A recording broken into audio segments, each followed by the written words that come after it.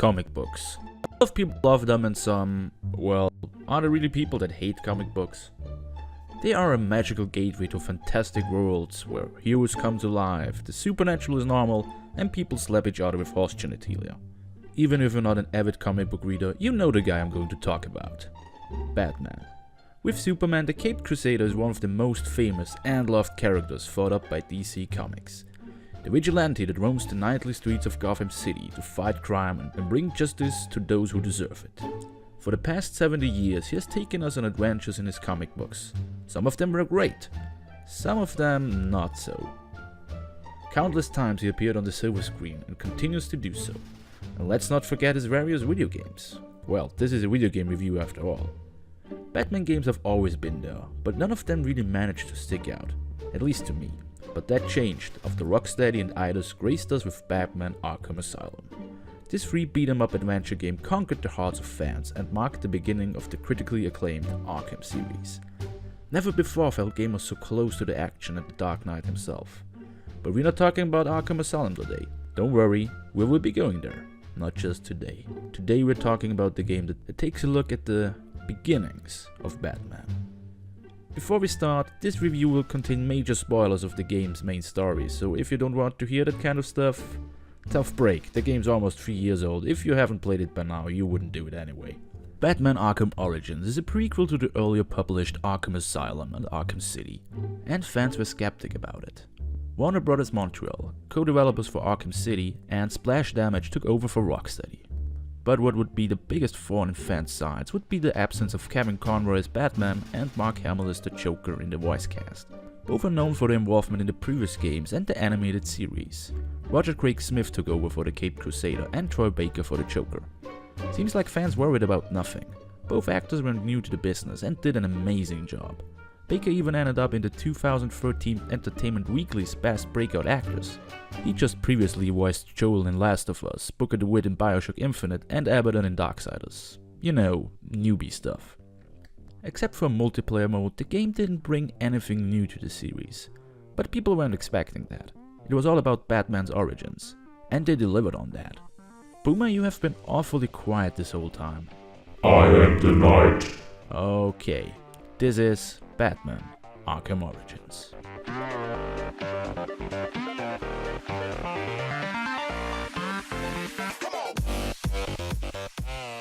As far as the backstory of Batman goes, do I really have to explain it? Let's see, take one part murdered parents, one part millionaire, a strong sense of justice, steer it up while training with an elite group of killers, and bada bing bada boom bada bang, you got yourself a Batman.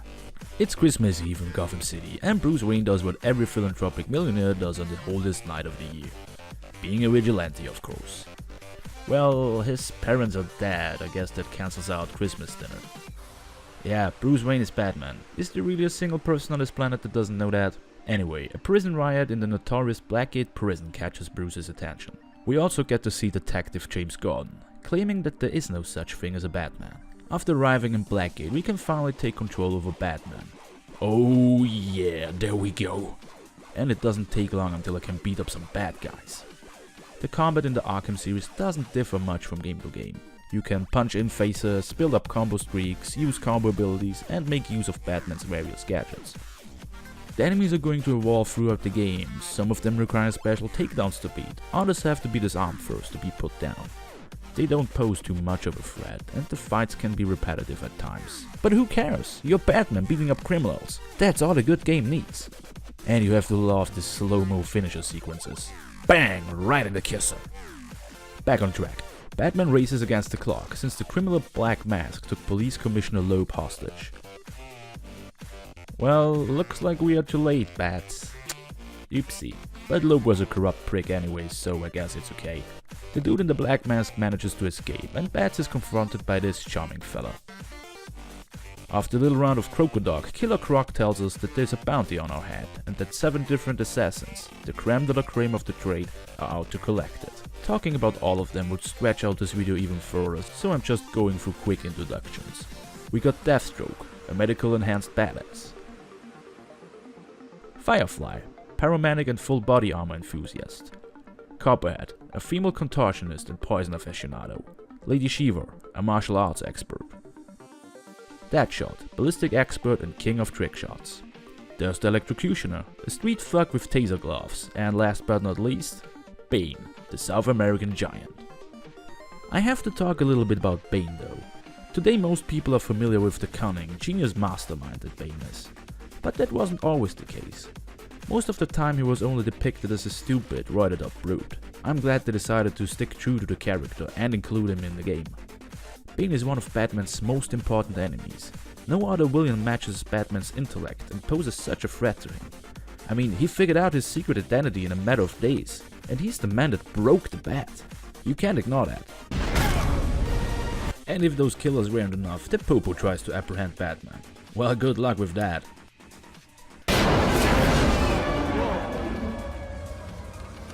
No such thing as a Batman, man.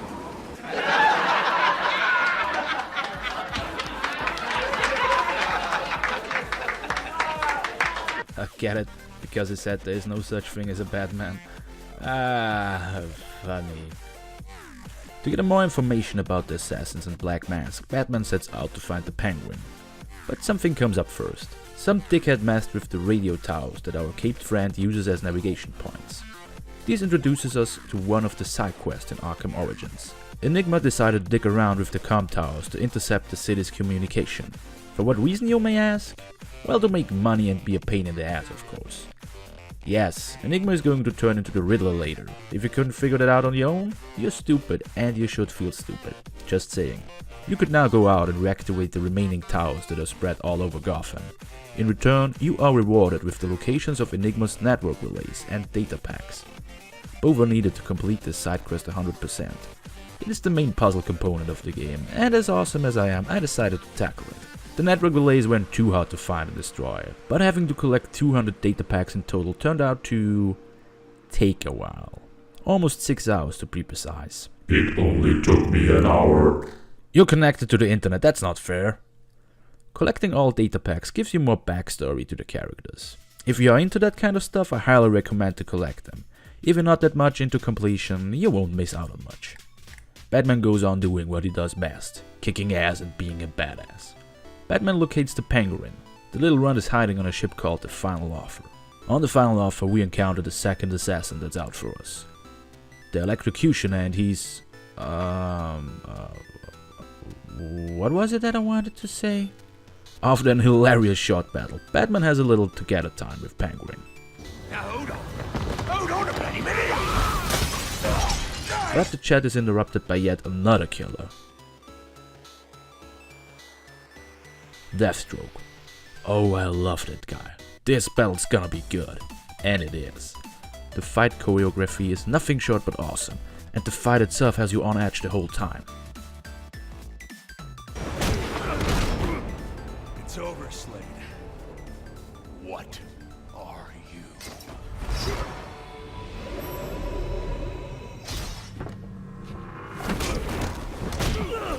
Oh, and look at that! Batman gets a new toy. This is the best time to mention the various gadgets our hero can use on his little adventure.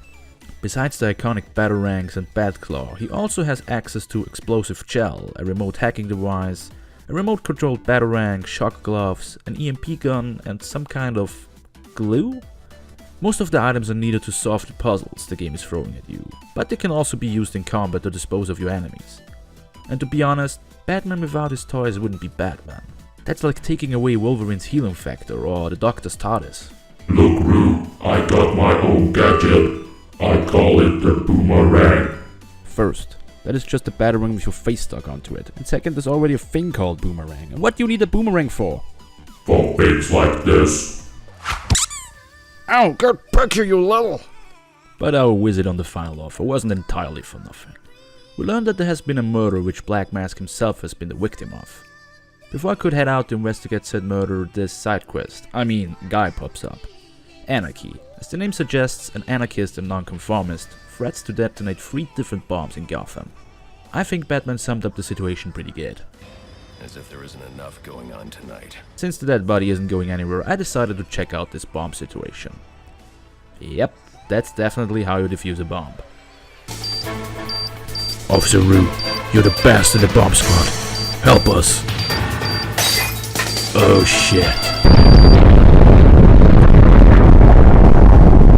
Anarchy's side mission ends with a confrontation with the masked guy himself. And he's just a kid? Well, I blame violent video games for it. Bang! Right in the kisser. After this little side adventure, I made my way to Lazy Towers, where earlier mentioned murder took place. Now, some people think Batman is all about the gadgets, the martial arts, and an awesome voice. But here we also get a glimpse at Batman's detective skills. He's the world's greatest detective after all. Supported by his very own detective vision, Batman is able to find even the smallest of clues and analyze them. During the course of the game, you'll have the opportunity to solve 9 different crimes. One of them involving a murder that took place 100 years ago. Another plus to the detective vision is the fact that it acts like a sonar and X-ray vision. Oh, hey baby. After processing the crime scene, Bats has to do what every vigilante has to do at least once in his lifetime: breaking into the police department. On this little endeavor, Batman meets Detective Gordon's daughter, Barbara, the future Batgirl and Oracle. With the last piece of evidence, we are able to put 2 and 2 together. Someone that calls himself the Joker ambushed Black Mask and his girlfriend in an attempt to kidnap the gangster. To apprehend this Joker, Batman rushes to Gotham Merchants Bank, and we finally get face to face with the Clown Prince of Crime. Yes, I love Mark Hamill as the Joker and he does amazing work, but can we give Troy Baker some credit for his work? He sounds freaking amazing. Sounds like 8 tiny reindeer! But the Joker manages to escape and leads Batman to this steel mill. After some ass-kicking and sneaking action, our hero interrogates Black Mask, just to be interrupted by this chick. One of the assassins, only known as Copperhead, poisons our Caped Crusader and leaves him to die. I know worse ways to go out. The boss fights in the Arkham series are usually fun and challenging enough to not come off as boring or repetitive, but this one is definitely the one I hate the most. Well, hate may be too harsh. Let's say I don't like it. Too much stuff is going on at the same time, and I felt more like trying to play a game of whack-a-mole than fighting a fearsome assassin. It does pay off though, since Copperhead slips up with some information about the Joker. All this fighting and barely surviving being poisoned made me tired, so I decided to head back to the Batcave and take a look around. A lot of different things can be found here. If you like me got the season pass of the game, you'll find your additional suits here. You have to beat the game once though to be able to wear them. They don't really give you any bony, but look freaking cool. You could also train various scenarios here, either as Batman, Deathstroke, or Bruce Wayne prior to his time with the League of Assassins. Or maybe you just want to chat. Alfred's waiting there for you with an open ear. But wait, Bats, what is that? Are you cooking meth? That's right.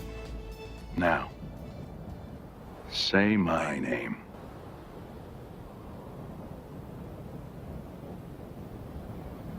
Batman. You're goddamn right.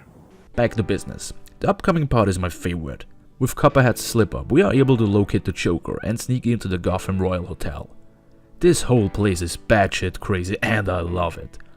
The Joker doesn't hold back anymore and throws all kind of insane stuff at Batman. There's senseless murder, poor electrocutioner, freakish visuals, and Joker's amazing monologuing. Unfortunately, we're supposed to be dead by now. Will you excuse me while I just go shoot the architect? This is something Batman wasn't used to by now, and it does a number on him. It signifies the start of a new chapter in Batman's life, the moment the Joker stepped into it. You can like the Joker or not, but he is Batman's nemesis. The yin to his yang, the chaotic evil to his lawfully goodness. They need each other and are more than just enemies. I've been drifting away again, right? Sorry, while I was fanboying, Batman reached the hotel's penthouse and confronted the Joker. This scene is just amazing. I love it. Newsflash! I'm the one who's trying to kill you!